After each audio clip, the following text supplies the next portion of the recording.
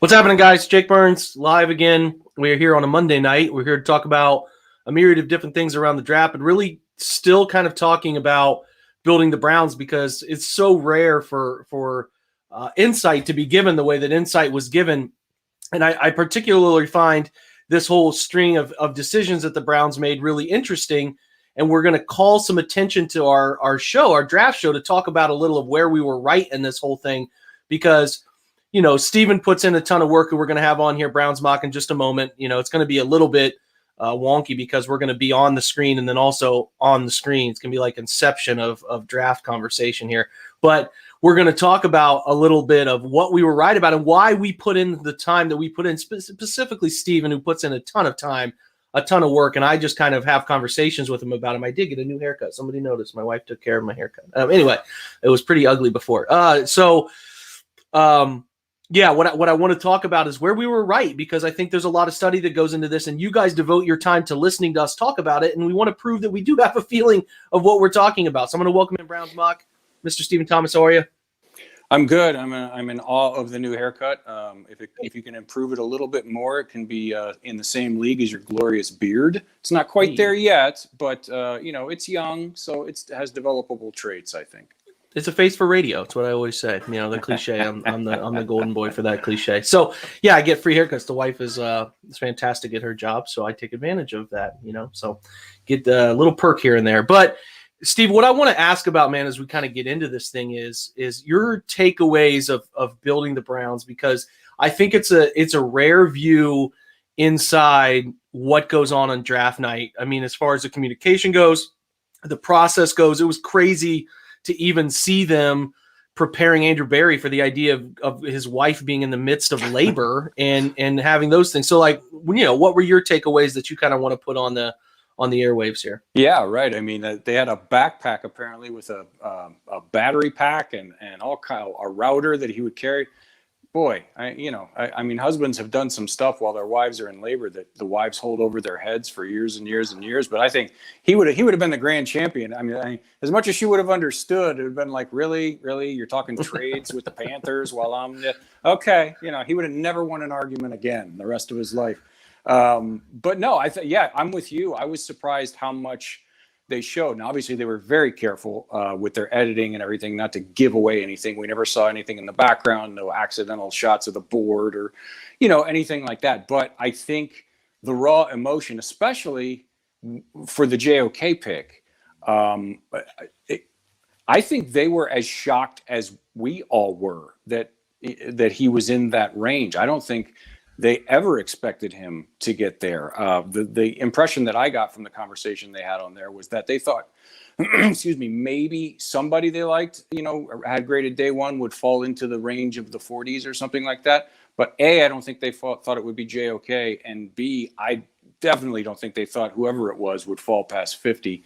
And so it's nice to know, like you said at the beginning, we want to talk about where we were right. It was nice to hear Depot and some of those guys say some things that, we basically said for months and months and said on our broadcast. So we're apparently interpreting their stuff right. And when we try to say things like, this is how we think they would do it, like we're trying to think like them, apparently we're at least, relatively close some of the time. And that's nice to hear. Well, let's get into that right now. Let's have that conversation, which is on day 2 coverage. We noted that if he kept falling, this is where it could get interesting. And this was your comment. And listen, we're low budget here. We're 2 guys with a camera and trying to figure out how to get audio to work. I have new software, so my system audio is not working. So I got to put my headphone in the case, and then the audio will play through my computer. And just be thankful we're here. So anyway, here we go. I want to play what Steven said about trading up, and then we're going to talk to you about what DePodesta said, who was way more focused in this thing than I thought he would be. He was a front and center focal point of this whole thing, which is awesome to see there in lockstep. But I want to play this for you, and then let you see if it sounds familiar. So hang on a second. Short system break, and we're going to play this. Yeah, I mean, JOK, obviously. Ojulari, if the knee thing is not real, they still need to find another edge, I think. Joseph Asai is still there. Apparently, we've learned from Lane, they've done a ton of work on Terrace Marshall Jr., so we know they like him quite a bit. It's all a question of where is the tradable range? We were talking last night, estimating like 43, 44-ish. Was probably where it gets to the point where you don't have to give up a ton. Because right now, to get to where it is now, 36, 37, wherever the Eagles are, I mean, you're talking 59.91 plus, and I don't know that there's anybody that Andrew Berry loves that much. Now, you start to get into the early and then the mid 40s if some of these guys are around. Now you're starting to, I mean, whether or not a deal gets made is another story, but I think he's at that point going to be picking up the phone and at least checking in. But yeah, JOK, at this point, I mean, you and I said we would have been okay with him at 26. So if they can get him with a trade up at 44 or wherever, you'd be more than okay with that. So that's where it gets really interesting to me, is that you made this perfect call on this angle, and what was said, from DePodesta was something along the lines of, when Jeremiah looked like he was going to, he was lasting. He got to pick 40 and 42, 44. We at that point thought it was probably time to start making some calls. And when we got closer to 50, we thought, okay, we just need someone to say yes. Said he's in the range right now where, days ago we had deemed that was an acceptable price to pay for a player of his caliber. If they got to this area in the draft, we were fortunate that we got to 52 and, found a trade partner that he was still on the board when we got to that pick. So, hey, man, a lot of things you were saying were true. And you've been saying that, Steve, forever, which is essentially if they probably won't trade up from the early portion. They probably won't trade up from 26. And there's highlights of day 1 where Steve and I are talking. And I think the Titans are up. Jared asked the question. I'm not going to jump back to it just because it's like at the end of the Titans are picking. They ended up picking Farley. And they said, with who's on the board now, who would you pick? We both said Newsome. It just made too much sense. So, listen, we're not trying to be the people who ultimately self-retweet and do all those things and love up on it, but we have an idea of what they're thinking. And it's not rocket science. There were other people thinking similar things. We're not the only ones who threw out Newsome. We weren't the only ones who threw out moving up for JOK as he lasted. But it's like, okay, we do have an idea of the pattern by which they're going to do something. So that was really neat to see that we were pretty spot on with it. I personally, Steve, was not surprised by a pick. I know Brown's Twitter's been into Anthony Schwartz for a while. And again, huge shout out to Jeff Lloyd, our good friend at Locked On Browns, for saying he's going to be a Brown. That's my call out shot. Like, that's really cool. They picked him at 91. And we all thought they wanted somebody with the speed. And you saw Stefanski in building the Browns go, hey, B, that's huge. Like, they wanted him. There was like a clear desire to get him. Did they want maybe Nico Collins, who went a couple picks sooner? Maybe. But I think for the role that he fits, I think they were really genuinely excited to get him and add him to this team. And I think that, in my opinion, was a nice little insightful look at the offense. And again, we were right on. I wasn't surprised even until the James Hudson pick. And I get it now. I mean, I totally get it. But that was the first pick where I was like, okay, I guess I could see it. I needed to look at it, but I can see it. Was that kind of where you were too? I mean, I know we didn't expect to get JOK at pick 52, but we had talked about the range of an acceptable player, right? Right. Yeah. And it was, I think even at the beginning of night 2, when we looked at, we thought it was just a ridiculous amount of talent still on the board. We were like, oh, well, if this guy falls to 44 and that guy falls. And I think maybe we mentioned JOK at the top of the night, but I don't think any of us realistically thought it would happen. We thought, it would probably go Elijah Moore, JOK, Aziz in the first couple of picks. We thought they might move up for a guy. We thought for a long time that a trade up from 59 or 89-91 was more likely than a trade up from 26. But yeah, no, if you had said, hey, go ahead, make a bold prediction, they're going to trade up for JOK at 52, I would have said, keep your money. That's insane. But yeah, and Schwartz, again, we all talked wide receiver in that 89, 91, 110 range.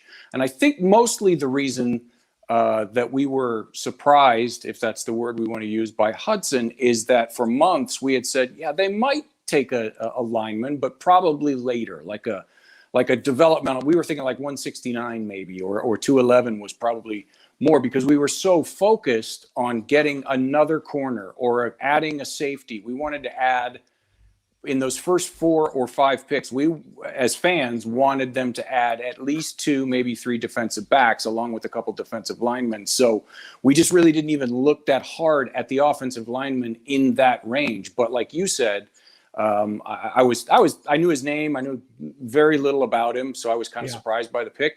But after they picked him, and I watched a little bit on YouTube, and then I read your film room, I was like, okay, yeah, this makes perfect sense, because, maybe it'll take a while before you can really count on him, if that's the phrase you want to use, but he's a seamless fit skill-wise into the scheme in case something happens. And from what I can see anyway, he can back up at least 4 of the 5 spots. I don't know if he can snap the ball or not, but he can play some guard if he has to, sort of the Chris Hubbard-ish type role from last year. Yeah, I was listen, that's spot on. And we've talked about these guys they picked, and we'll keep talking about them. I threw a tinfoil thing your way, Steve, where I said what we do is we pick this stuff apart. I think that I've watched it like 5 times. I just want to watch as much as I can and pick up on little wrinkles. And like, what I found interesting is ultimately the first thing I tweeted about was the cohesion, and just guys that, first things first, like guys who are on the same page, like from D. Podesta all the way down. And I think D. Podesta is a chief strategy officer, but I think he really focuses on the draft. Above all else, he focuses on the draft and making things easier for Andrew Berry. And I just really like that there's no, with previous regimes that have been here, maybe the one with John Dorsey, I just don't think they would have loved D. Podesta being focused on. Like, I just don't think they would have liked that public sentiment to be out there. So when they did that, that tells me like these guys don't have egos. There's nobody cares about the spotlight other than winning football games. They want the players to be the focus, not having. John Dorsey's got a lot of great things about him, but like he liked the attention. He made his own custom sweatshirts and he had his own outfit, and like he liked the attention, So that's just the difference of this group from the past group. Is just they're just egoless people getting on the same page about what they want to do. And then so you can see how great they've bonded. You can see also, my opinion is like, we've seen previous coaching regimes between Freddie Kitchens and what Hugh Jackson was dealing with, especially when we got an inside look at the Hard Knocks stuff, of guys that just really don't like each other that much and don't view the game the same way. And I think that this team, at least from what we saw through the position coaches, when they showed Jason Tarver, when they showed the defensive backs coach, his name's escaping me off the top of my head right now, but like when they showed him and he's just really pumped and he's shaking hands with D. Podesta, dapping him up about picking Greg Newsome, like they are on the same page completely about everything that they're doing with this draft. And like, it's probably trickling into everything that they're doing collectively. So that part of things is really exciting to me, right? Like, that part of things is awesome. And then like, I threw the tinfoil hat thing at you, which was like the way Kevin Stefanski said, I went back and read X and X's scouting report on Owusu-Koramoah, and it was explosive. And the way they watched, there was a clip that we have all seen.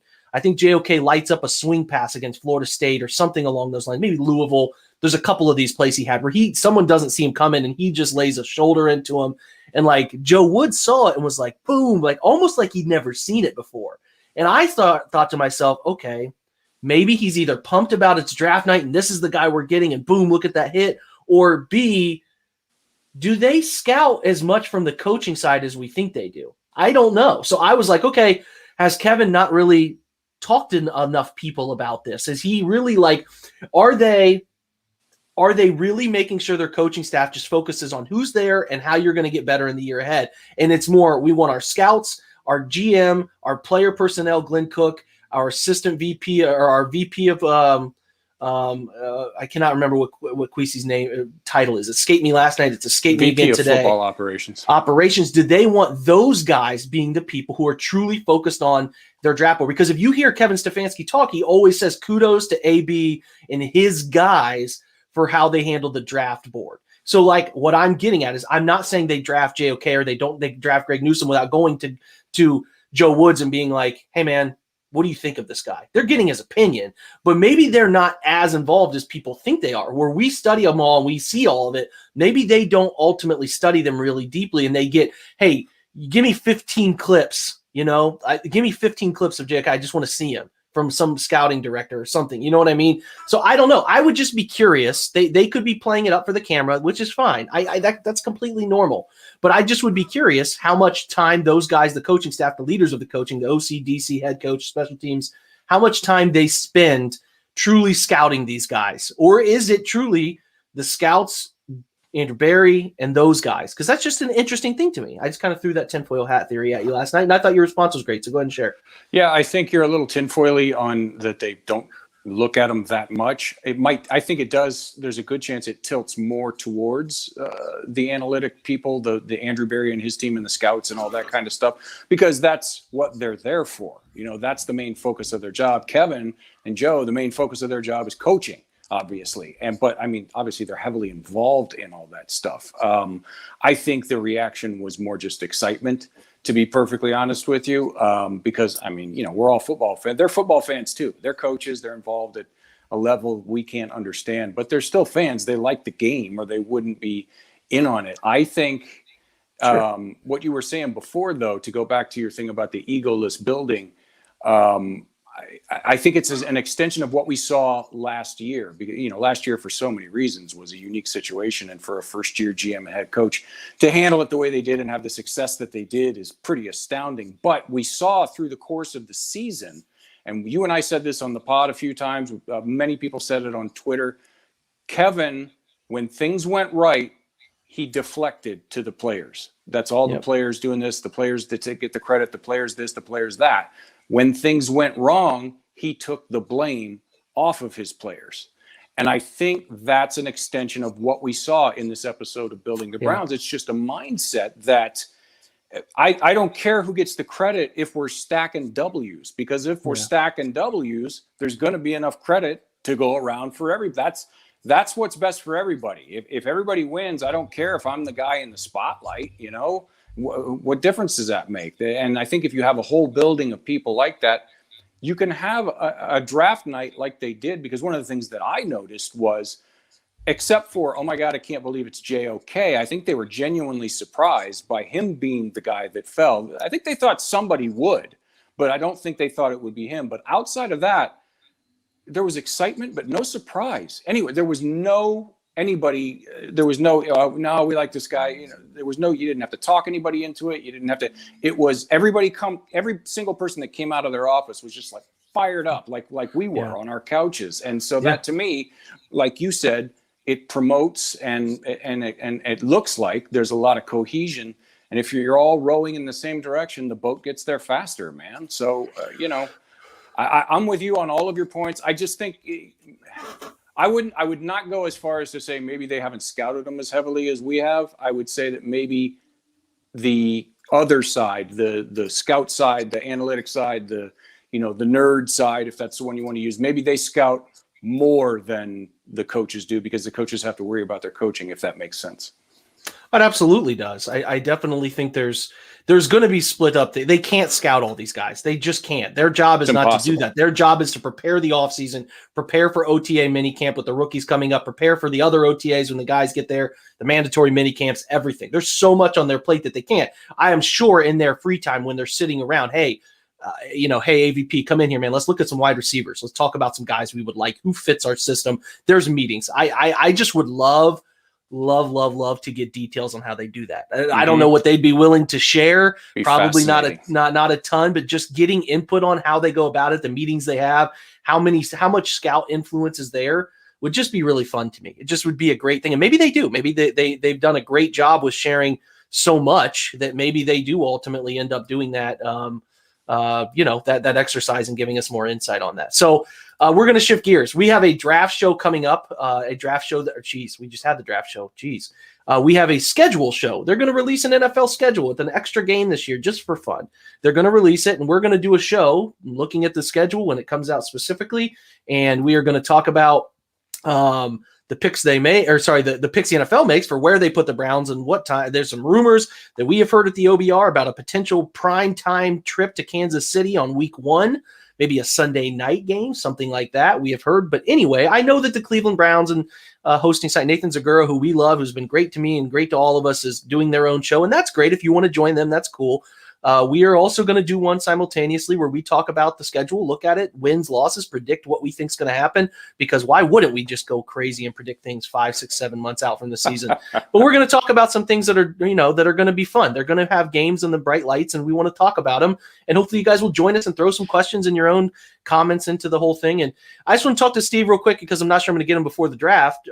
God, we talk about the draft too much. Talk about his opinion on the schedule before we get to the schedule, the opponent. So I just wanted just a couple games on there that really catch your eye. What you're most interested in this year? Well, all of them. I mean, I want to see which home games are at what time of the year, because hopefully, knock on wood, fingers crossed, all that other stuff, I can try to come back for one again this year. I didn't get the chance to do that last year, obviously. So the home games around the holidays, when I can wrap it into a trip with the family, would be perfect. But as far as the other stuff, I'm very curious about the Packers game for obvious reasons. Aaron has been in the news just a little bit, so they're an interesting team to watch. And if he does stick around, it will be a team that, if the Browns become what we all think they're capable of being, potentially somebody they could meet, out here next February in that big special game with the name that I'm not going to say right now. So that would be, at minimum, it would be an interesting measuring stick, especially if it's later in the season. Let's see where they stack up against the best of the best of the best. And that would be the same thing for the Kansas City game. Nothing like getting thrown into the fire and, not trying to stop that opening weekend loss streak. Let's make it as hard as we possibly can. But for me, also the Charger game, obviously, because, SoFi is like less than 45 miles from my house. And I know apparently everybody in Browns Twitter is going to stay in my guest room. They've all DM'd me over the past couple of months and told me that since we learned they were coming here. So I hope you guys like sharing, because we only have a certain amount of room. But also I want to see the stadium, because it just looks ridiculous. I want to see that. But 2, to be able to see them out here, go to an away game with a fan base that, you never want to be the away team, but it's not like we're going someplace where they're going to throw bottles at us and we're going to get in a fight in the parking lot or anything like that. So that would be nice. And plus, if 1 or 2 of you guys comes out here and we have a good time and grab a couple beer, come out to the coast, we'll get together, have a few laughs, that kind of stuff. So I don't know. I mean, they're all interesting. I want to see how they match up against the Ravens with an improved defense, because obviously there are, at least we all think on paper, they're the main competition within the division. The AFC North teams are all fun just because they're similar cities and similar fan bases and that kind of stuff. But I don't know. Every single game is going to be interesting to me. And they have the Patriots, right? They do have New England, yes. They have New England. That's always an interesting game too, because regardless of who's playing quarterback, who's not playing quarterback, all that kind of stuff, you cannot let your guard down for half a second when Hoodie's on the other sideline. So that's always an interesting game right there. And if they can go in there and exercise some of those past demons of the last minute comeback from 8 years ago or whenever that was, and and the loss a couple of years ago that they should have won during the Freddie years, that kind of stuff. That would be an interesting measuring stick for their mental standpoint as well. Couple fun trivia questions. Last time the Browns were in Green Bay, what year was it?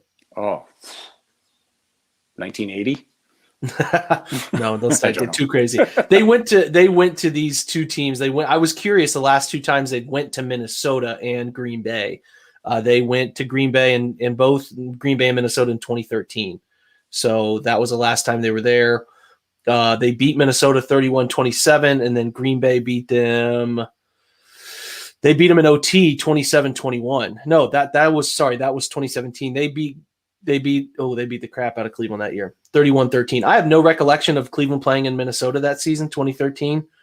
The leading rusher was Josh Aubrey, 34 yards on one carry. Chris Obanaya with 2 carries, 23 yards. Wasn't that the year that they hit that Gordon caught the touchdown with like 20-something seconds left, or so? It was like a last-minute win or something like that. Wasn't that the 2013? He did go 10 for 146 and a touchdown, so it could be. I don't have much of a recollection. Jordan Cameron had 6 for 66 and 3 touchdowns, so there's a little bit of that sprinkled in. I mean, it looks like Spencer Lanning on a fake punt to him. He had an 11-yard touchdown throw. So, listen, you go back and look at these. These things are wild. The Browns hadn't played the Packers since 2017 when they lost, if you recall, in overtime when DeShone Kizer tried to float back in the pocket for a late throw and got just drilled and dropped the ball. And they ended up scoring a couple plays later. Quarter lead, yeah. That was not Aaron Rodgers. That was Brett Hundley started that game, and then they went to London and played the Vikings last. So. Right. That was the game over there. Case Keenum starting quarterback for the Vikings that season. So, I'm drawn to that. I'm drawn to, I think it's always going to be interesting when I love that the Raiders are coming back to Cleveland. I just want to get back at them. I thought that loss was really unfortunate. But yeah, those trips getting Stefanski back with Minnesota will be fun. I think that'll be interesting. They also do, as people were pointing out, the 17th game's not listed on there. That game will be fun as well. The Cardinals come to Cleveland. So that game with, Kyler and Hopkins and JJ Watt coming to Cleveland now as a part of choosing to go somewhere else. That'll be a really fun game. So, the schedule release, we're not going to talk about anymore. We're going to do the whole schedule release show. We'll go live that night. We'll talk for an hour or two. We'll see how much insight you guys have. We'll talk about it. We'll talk about some of the data behind how they did last year and one-score games and some different things like that. We'll have Cody on. Our guy Cody Sweck on, our residential OBR nerd, to talk about some of those data points behind those one-score games that the Browns were actually a little bit misleading, and because some teams the swing back and forth between one-score games year to year can be really crazy, and Cleveland had quite a few of them, but they also let people back in games, so the data behind that's kind of fun. Anyway, this was fun. We had close to 100 people join us, and it's a little late night here on the East Coast. Some people are down coast to settling down by 9 o'clock, so it was a little late, but for the most part, a pretty good show. We had some really good stuff on building the Browns. Hope you guys enjoyed that. And then we are going to continue, as always, when we bring Mr. Brown's mock draft on to talk about the draft, because that's what we do. Eventually, we'll turn the page to 2022, but we are not even in the ballpark yet. We're going to still talk about these guys they've acquired and talk about what we hear from them in rookie minicamp coming up, because I think that most of them will be there, if not all of them, because these guys want to play. They want to get active, and they want to see Cleveland, and they want to put on a show for coaches, especially the guys who are fringe players, all the way 6th, 5th round on, and the undrafted free agent guys who just want to prove themselves. So again, we'll be back tomorrow night. I think there's going to be an OBR weekly show. Our guy Barry McBride and Fred Greetham and Lane Atkins will be on there. I'm going to get Lane on this show Thursday night as well to take user questions. He'll be joining us. So we'll have a lot of fun. We're going to shout out to our good friend Jared Mueller, who is no longer going to be with the OBR, who's taking a great step for, I think will be a great thing for his career. Jared has been with the OBR for a long time, 5 years, well longer than me and Steve, and has done fantastic work for this website. And we're going to miss him, and we wish him the best. He will let you know in the short term here where he's going and all of that exciting stuff. But we just want to give Jared a shout out. I'll pour out my drink for him. That we love trails, you, man. Hans. Yeah. We're going to miss you. We're definitely going to miss you, brother. So anyway, thanks for joining us, Steve. You're the man. Thanks for coming on. Anytime, brother. All right, man. We're going to sign out, guys. We'll catch you tomorrow. Until then, go Browns.